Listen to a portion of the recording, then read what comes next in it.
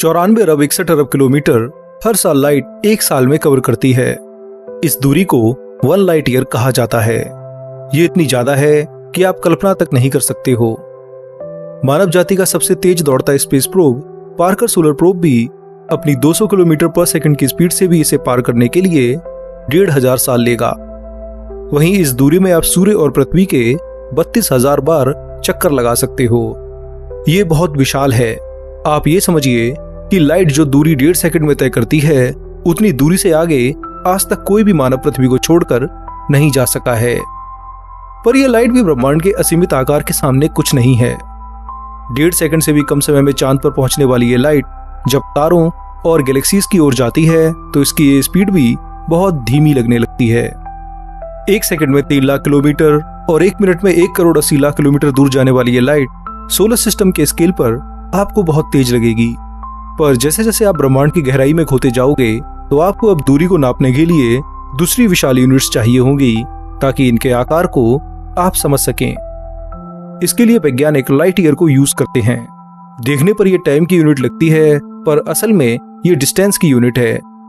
1 light year में light 1 साल यानी 365 दिनों में कितनी दूरी तय करती है, उससे ही हम लार्ज एस्ट्रोनॉमिकल ऑब्जेक्ट्स जैसे कि नेबुला, ग्लोबुलर क्लस्टर और गैलेक्सीज के आकार को नापते हैं। पर जब बात ब्रह्मांड के आकार को नापने की आती है तब ये यूनिट भी छोटी लगने लगती है। आप लाइट की स्पीड से भी अपनी गैलेक्सी को पार करने की कोशिश करोगे तो भी इसमें आपको 1 लाख साल लग जाएंगे। इतने सालों में तो आपका स्पेसशिप और आप खुद सरवाइव नहीं कर पाओगे। इसलिए वैज्ञानिक लाइट स्पीड से भी तेज ट्रैवल करने की बात करते हैं। हालांकि इसे थ्योरेटिकली किया भी जा सकता है। इसके लिए स्पेस को बेंड करके हम लाइट से भी तेज वार्प ड्राइव बना सकते हैं, जो लिटरली कल्पना से परे कुछ ही मिनटों में हजारों लाइट ईयर दूर तक जा सकता है। खैर, इस वीडियो में हम एक वार्प ड्राइव स्पेसशिप से यात्रा करेंगे और 1 लाइट ईयर तक की दूरी को 1 सेकंड में नापेंगे। यानी जो दूरी लाइट 1 साल में तय करती है, वह दूरी हम 1 सेकंड में ही तय करेंगे और इससे ब्रह्मांड की यात्रा करेंगे और देखेंगे कि अगर लगातार 60 सालों तक इस स्पीड से यात्रा की जाए तो इंसान अपने जीवन काल में ब्रह्मांड में कितनी दूर की यात्रा कर सकता है। यकीन मानिए, ये वीडियो बहुत मजेदार होगा और आप नए तरीके से पहली बार ट्रैवल करोगे। तो चलिए सीट बेल्ट पहन लीजिए और तैयार हो जाइए मेरे साथ इस अनोखी यात्रा पर। करीब 1 लाइट ईयर पर सेकंड की स्पीड से आप सबसे पहले सोलर सिस्टम को केवल 1 सेकंड में पार कर लोगे। उसके बाद 4 सेकंड तक यात्रा करने के बाद आप अपने पड़ोसी तारे प्रॉक्सिमा सेंटोरी के नजदीक आ जाओगे। खैर, आप इस स्पीड पर इस स्टार को केवल 1 सेकंड तक ही देख पाओगे और उसके बाद आप पृथ्वी से 6 लाइट ईयर दूर दूसरे पड़ोसी तारे बर्नार्ड स्टार पर 6 सेकंड में पहुंच जाओगे। ऐसे ही चलते हुए करीब 40 सेकंड बाद आप ट्रैपिस्ट-1 स्टार के पास होंगे और यहाँ मौजूद ट्रैपिस्ट-1e, जो कि पृथ्वी की तरह भविष्य में हैबिटेबल प्लैनेट हो सकता है, उसे पार करने के बाद आप अब मिल्की वे की आर्म्स को पार करते हुए 26,000 सेकंड और कहीं तो 7 घंटे और 13 मिनट में Sagittarius A star black hole के पास होंगे। ये मिल्की वे के गैलेक्टिक सेंटर में मौजूद महाविशालकाय ब्लैक होल है। अब आप पृथ्वी से 26,000 लाइट ईयर दूर हैं और मिल्की वे को पार करने के लिए आपको केवल और 50,000 लाइट ईयर की दूरी तय करनी है। अगले 14 घंटों में आप इसे भी पार करते हुए अब इंटरगैलेक्टिक स्पेस में होंगे और 29 दिन बाद आप एंड्रोमेडा गैलेक्सी के पास पहुंच जाएंगे। करीब 2.5 दिन तक इस गैलेक्सी को देखते हुए आप इसे भी पार कर लेंगे और अब आपका अगला मिशन होगा लोकल ग्रुप को पार करने का। 80 से ज्यादा गैलेक्सीज के इस विशाल ग्रुप को आप 1 लाइट ईयर पर सेकंड की स्पीड से 116 दिनों यानी 3 महीने 26 दिनों में पार कर लेंगे। अब पृथ्वी से चले हुए आपको लगभग 4 महीने हो चुके हैं और आप लोकल ग्रुप को पार करके नजदीकी गैलेक्टिक ग्रुप्स की ओर जा रहे हो। लोकल ग्रुप से आगे आपको 5 करोड़ 40 लाख लाइट ईयर दूर विर्गो क्लस्टर मिलेगा, जहां आप इस स्पीड पर 1 साल 9 महीनों में पहुंच जाओगे। विर्गो क्लस्टर, लोकल ग्रुप और ऐसे ही 100 से ज्यादा क्लस्टर मिलकर के एक महाविशालकाय सुपर क्लस्टर का निर्माण करते हैं, जिसे विर्गो सुपर क्लस्टर कहा जाता है। खैर, अब आप 1 साल 9 महीनों में विर्गो क्लस्टर पर पहुंचे हो तो ऐसे ही चलते हुए करीब 174 दिनों और 5 महीने 24 दिनों में आप इसे पार करते हुए अब विर्गो सुपर क्लस्टर में आ चुके हो और आपको यहाँ से कई विशाल गैलेक्सीज के ग्रुप तारों के झुंड की तरह दिखाई दे रहे हैं। हालांकि 1 लाइट ईयर पर सेकंड की खतरनाक स्पीड पर भी इस सुपर क्लस्टर में मौजूद 50,000 से भी ज्यादा गैलेक्सीज आपको कई महीनों और सालों तक आपके स्पेसशिप से लगातार दिखाई देंगी। फिर धीरे धीरे आप 11 करोड़ लाइट ईयर में फैले इस महाविशालकाय सुपर क्लस्टर को इस स्पीड पर करीब 4 साल 10 महीनों में पार कर लोगे। यहां तक तो आपको लग रहा होगा कि मात्र 5 सालों में ही आपने Milky Way galaxy, local group, Virgo cluster और विर्गो सुपर क्लस्टर को पार कर लिया है, तो पूरे यूनिवर्स को आप पक्का 60 सालों में इस स्पीड पर पार कर सकते हो। तो दोस्तों 94 खरब किलोमीटर पर सेकंड की इस स्पीड पर भी आप यूनिवर्स के 10% हिस्से को भी 60 सालों में भी पार नहीं कर पाओगे। 5 सालों में विर्गो सुपर क्लस्टर को पार करने के बाद भी आप अभी भी इससे विशाल गैलेक्सी क्लस्टर यानी गैलेक्सी के झुंड में ही फंसे हो। Virgo super cluster Laniakea super cluster का एक हिस्सा है। इस महाविशालकाय सुपर क्लस्टर में विर्गो सुपर क्लस्टर के साथ साथ कई हजारों छोटे गैलेक्सी क्लस्टर भी आते हैं। 1.5 लाख आकाशगंगाओं के इस सुपर क्लस्टर को पूरी तरह पार करने के लिए आपको 52 करोड़ लाइट ईयर की दूरी तय करनी होगी। इस दूरी को आप 1 लाइट ईयर पर सेकंड की स्पीड से भी पार करोगे तो भी आपको कम से कम 6000 दिन यानी 16 साल 8 महीने और 18 दिन लग जाएंगे। तब जाकर के आप इस विशाल गैलेक्टिक ग्रुप को पार कर सकोगे।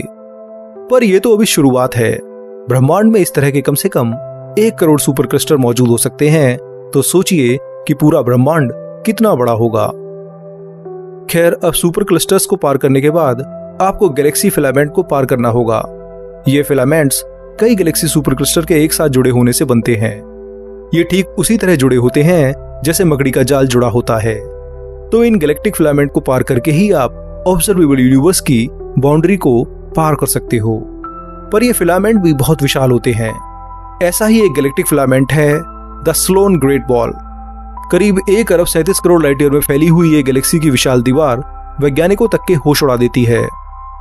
अब आपको इसे पार करने के लिए अपनी 1 लाइट ईयर पर सेकंड की स्पीड पर भी कम से कम 43 साल 6 महीने लगेंगे। इसी से आप इनके असीम आकार को समझ सकते हो। पर यह ग्रेट वॉल भी कुछ नहीं है।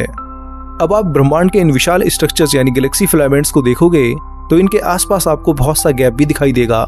इन गैप्स को वॉइड्स कहा जाता है। ये असल में ब्रह्मांड की सबसे खाली जगह हैं। इनमें बहुत कम गैलेक्सीज होती हैं और हर गैलेक्सी एक दूसरे से उतनी दूर होती है कि लाइट को भी करोड़ों सालों तक दूसरी गैलेक्सी दिखाई नहीं देती है। आप इसे ऐसे समझिए कि जितनी विशाल जगह में 1 लाख गैलेक्सी होनी चाहिए, वहां केवल 60 ही गैलेक्सी मौजूद हैं। इसी वजह से इन्हें वॉइड्स कहा जाता है। स्लोन ग्रेट वॉल को पार करने के बाद आपका सामना होगा इसी तरह के एक महाविशालकाय वॉइड से, जहां केवल अंधकार के सिवाय आपको शायद ही कुछ दिखाई दे। पृथ्वी से 9 अरब लाइट ईयर दूर मौजूद है ब्रह्मांड का सबसे विशाल वॉइड LOWZ नॉर्थ 13788 वॉइड। ये आकार में करीब 3 अरब लाइट ईयर में फैला हुआ है। इतने विशाल एरिया में ब्रह्मांड में जहां कम से कम 5 करोड़ गैलेक्सीज होती हैं, तो इस वॉइड में केवल 1,10,000 गैलेक्सीज हैं, जिससे जब आप इसे 1 लाइट ईयर पर सेकंड की स्पीड से भी पार करोगे तो आपको कई सालों तक शायद ही कोई गैलेक्सी दिखाई देगी। खैर, अपनी 1 लाइट ईयर पर सेकंड की स्पीड पर भी आपको इसे पार करने में कम से कम 94 साल लगने वाले हैं, जो बताता है कि ये वॉइड इस स्केल पर भी कितना विशाल है। पर यह भी कुछ नहीं है। अब आगे आप ब्रह्मांड के सबसे विशाल स्ट्रक्चर को पार करने वाले हैं, जो कि खुद पृथ्वी से 10 अरब लाइट ईयर दूर दिखाई देता है, पर असल में यूनिवर्स के एक्सपेंशन के कारण यह आपसे 15 अरब लाइट ईयर दूर है। अगर आप इसी स्पीड से आगे बढ़ोगे तो 15 अरब लाइट ईयर दूर इस विशाल गैलेक्टिक वॉल यानी गैलेक्सी फिलामेंट पर आप 475 सालों में पहुंचोगे।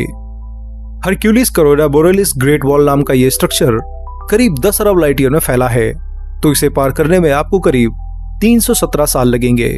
तब जाकर के आप इसे पार कर पाएंगे। खैर, इसके पार होते ही अब आपको ऑब्जर्वेबल यूनिवर्स को पार करना होगा। ये वो यूनिवर्स है जो हमें दिखाई देता है या फिर हम जिसे ऑब्जर्व कर पाते हैं। आज से 14 अरब साल पहले हुए बिग बैंग से बना यह यूनिवर्स लाइट से भी तेज स्पीड में फैल रहा है, और इसी एक्सपेंशन के कारण अब ऑब्जर्वेबल यूनिवर्स की एक छोर से दूसरे छोर तक की लंबाई 93 अरब लाइट ईयर हो चुकी है। तो अब अगर आप 1 लाइट ईयर पर सेकंड की स्पीड से भी इसे पार करोगे तो भी इस काम को करने में आपको हजारों साल लगेंगे। करीब 2948 साल में आप एक छोर से दूसरे छोर तक इसे पार कर सकोगे। पर यह दूरी केवल और केवल यूनिवर्स की शेप पर डिपेंड करती है। अगर यूनिवर्स की शेप स्फेरिकल हुई और हम उसके सेंटर में हुए तो हमें 2948 सालों की जगह इसे पार करने में केवल आधी यानी 1474 साल लगेंगे। खैर जो भी हो, हम इस स्पीड पर भी ऑब्जर्वेबल यूनिवर्स को अपने जीवन काल में भी पार नहीं कर सकते हैं। पर ब्रह्मांड का असली आकार तो अभी भी हमारे सामने नहीं है। ऑब्जर्वेबल यूनिवर्स तो उसका एक छोटा सा हिस्सा है। असली ब्रह्मांड यानी यूनिवर्स की कोई सीमा नहीं है।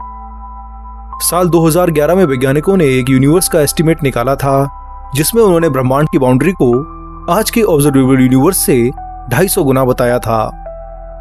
अगर यूनिवर्स ऑब्जर्वेबल यूनिवर्स से 250 गुना बड़ा है तो आपको अपनी 1 लाइट ईयर पर सेकंड की स्पीड पर भी इसे पार करने में 7,37,000 साल लगेंगे, जो बताता है कि ये कितना विशाल है। सोचिए 1 सेकंड में आप पूरे सोलर सिस्टम से पार जा सकते हो, तो भी उस स्पीड पर आपको इसे पार करने में 7 लाख से ज्यादा साल लगने वाले हैं। सोचकर ही दिमाग खराब हो जाता है। पर यूनिवर्स का ये साइज भी बहुत बहुत छोटा है। भले ही आपको बड़ा लगे, पर अब जो यूनिवर्स का साइज मैं आगे बताऊंगा वो आपके पक्का होश उड़ा देगा। ये इतना विशाल है कि किसी भी मशीन में इसका आकार नापा नहीं जा सकता है। साल 1983 में रिलीज हुए महान वैज्ञानिक स्टीफन हॉकिंग और जेम्स हार्टल का नो बाउंड्री प्रपोजल देखा जाए, जिसमें वह यूनिवर्स को फाइनाइट तो मानते हैं पर इसकी कोई बाउंड्री नहीं बताते हैं। तो अगर इस आधार पर इस फाइनाइट यूनिवर्स का आकार निकाला जाए तो वह 10 to the power 10 to the power 10 to the power 122 light years बनेगा। ये इतना विशाल नंबर है कि इसमें इतने जीरो हैं कि अगर आप ऑब्जर्वेबल यूनिवर्स के हर एक एटम पर 1 अरब जीरो भी लिख दो तो भी आप इस नंबर के 0.000000001% हिस्से को भी टच नहीं कर पाओगे। ये इतना विशाल है कि अगर आप 1 लाइट ईयर पर सेकंड की स्पीड को बढ़ाकर 1 सेकंड में पूरे यूनिवर्स को पार करने यानी 93 बिलियन लाइट ईयर पर सेकंड की स्पीड भी कर लो, तो भी इस अनंत ब्रह्मांड को आप 100 अरब सालों में भी 1% तक पार नहीं कर पाओगे। ये यूनिवर्स इतना विशाल है कि मानव जाति कभी भी इसमें मौजूद पूरे डिजिट्स को नहीं लिख सकती है। इसमें इतने जीरो हैं कि इन्हें अगर आप ऑब्जर्वेबल यूनिवर्स के हर एटम पर लिखते हो तो इसके लिए आपको कम से कम 10 अरब खरब खरब खरब यानी 10 के पीछे 42 जीरो लगा दो, इतने ब्रह्मांड चाहिए, तब जाकर के इसके जीरोस को लिखा जा सकता है। ये फाइनाइट यूनिवर्स की अपर लिमिट मानी जाती है। पर अगर हमारा ब्रह्मांड इनफाइनाइट हुआ तो फिर इसका आकार कितना विशाल होगा, इसकी कल्पना करना भी असंभव है। हम कितनी भी तेज स्पीड कर लें, इस अनंत ब्रह्मांड से कभी बाहर जा ही नहीं पाएंगे। इसलिए हमारे लिए ब्रह्मांड हमेशा हमारी कल्पना से परे रहेगा। खैर दोस्तों, इस वीडियो में इतना ही। यहाँ हमने 1 लाइट ईयर पर सेकंड की स्पीड पर एक हाइपोथेटिकल यात्रा की है, जिसमें हमने जाना है कि हम इस स्पीड पर कितने दिनों और सालों में अपनी गैलेक्सी और ऑब्जर्वेबल यूनिवर्स को पार कर सकते हैं, और वास्तव में हमारा यूनिवर्स कितना विशाल है और क्या कभी इसे पार भी किया जा सकता है। मुझे उम्मीद है कि इस वीडियो में आपने इन सब बातों को जाना होगा और बहुत कुछ सीखा होगा। तो अगर आपको सच में ये वीडियो अच्छा लगा है तो कमेंट के साथ साथ इसे लाइक और शेयर भी कीजिए, और ऐसे ही बेहतर वीडियो पाने के लिए साइमी चैनल को सब्सक्राइब भी कीजिए। अब मैं आप लोगों से मिलूंगा अगले हफ्ते एक और मजेदार वीडियो के साथ। तब तक के लिए नमस्कार, जय हिंद, आपका दोस्त शिवम।